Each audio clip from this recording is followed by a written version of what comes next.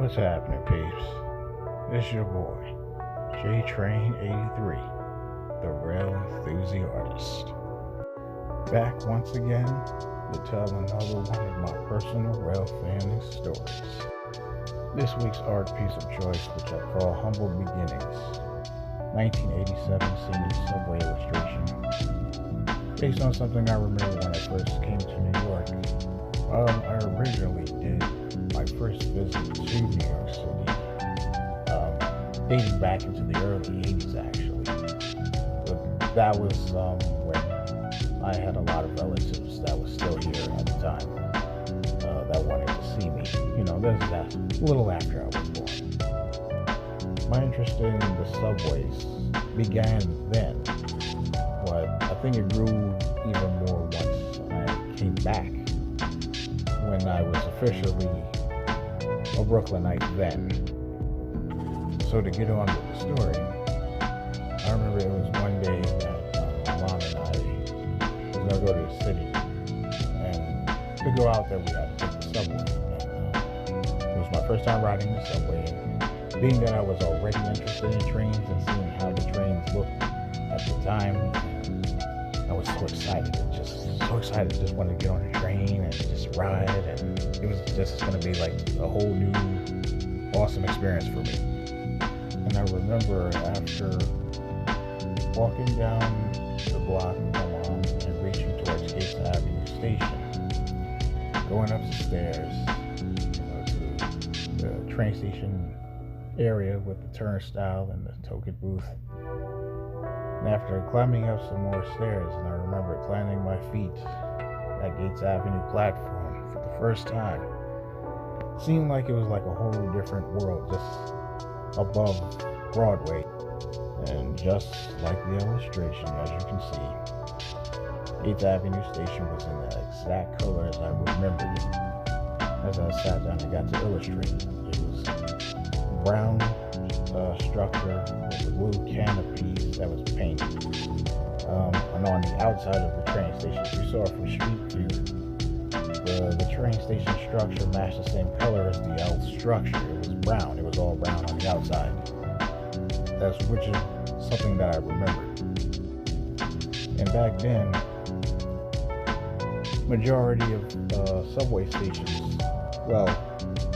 subway stations and elevated stations still had the old incandescent light bulbs. So even if you was to wait for the train, even at night, you could hardly see the structure or the tracks. Or maybe the only thing that had some bright lights was when the train arrived.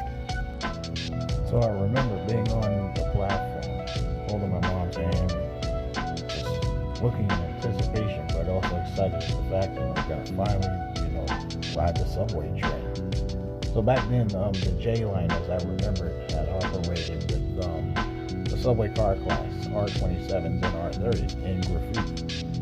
They also had R27s and R30s as red brick as well, but I didn't see those just yet until like a little bit after, but I was introduced mostly to like the graffiti sets as a kid.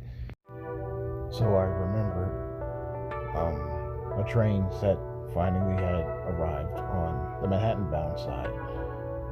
Of course, it was an R27, R30 graffiti set on the J train.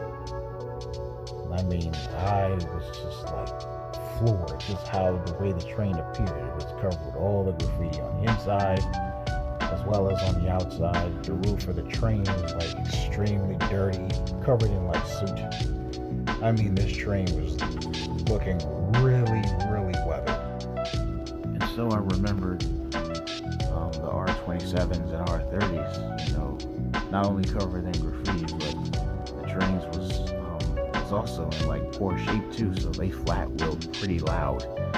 I mean, they were so loud that the sound would even vibrate right through my body. And I remember hearing just that. It was like music to my ears. It may have been irritating to others, but that was, a great sound. Basically, to me, at the age of 4, But then again, that's the purpose of being passionate for trains and rail vehicles alike. like. So it's like that sometimes. Yeah, I remembered everything down to those subway cars' functions.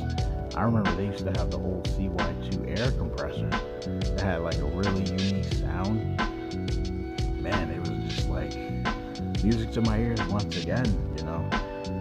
Couldn't help but enjoy the sound of the train as far as, you know, the functions and how it ran. And I remember they also had the cast iron brakes too, so those brake shoes, they were so heavy, so like anytime like the train would come into the station, when they stopped on the dime, they stopped. I mean, it was like a typical stop and pop. It wasn't like, you know, the smooth kind of stops like with the tech trains that are in service today. But the trains, though, they would come to a hard stop. But it was, you know, you couldn't really help that, because, you know, those trains, they had some weight on them. They was very, very heavy trains. You even felt it just by sitting down inside the train. And the technology then was also different with the trains, because as I mentioned in quite a few other Railfan stories about how some of the older trains, they didn't really have like air conditioning, so they had the old school airflow fans, and that's exactly what the R27s and R30s used to have. They had the old ceiling fans that was put to use definitely in the summertime, because I remember riding those trains in the summer, and the train crews, they used to leave the doors open between the cars so they let the air circulate right through the train, because the airflow fans, they only blew out air, but it wasn't like cool air. It was more like much more warmer air, which was not too comfortable at the time.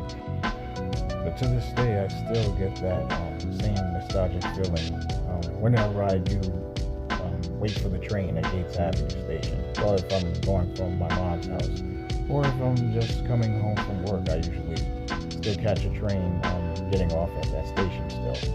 But I still reminisce, you know, about my first time, you know, riding the J train back then. You know, when you have a passion for something, you can never forget your first time experiences on, you know, whatever it is that you have a passion for, you know. Mine just happens to be about trains, which I'm always glad to share with any of you guys out there that's listening. So that's it from that story. As you guys already know, next week, of course, I'll be back on it once again, working on a new piece for you guys. So be on lookout for that. So just remember, be cool, be kind to one another, and of course, see you guys next week with a newly created piece. Enjoy your weekend and have a blessed one.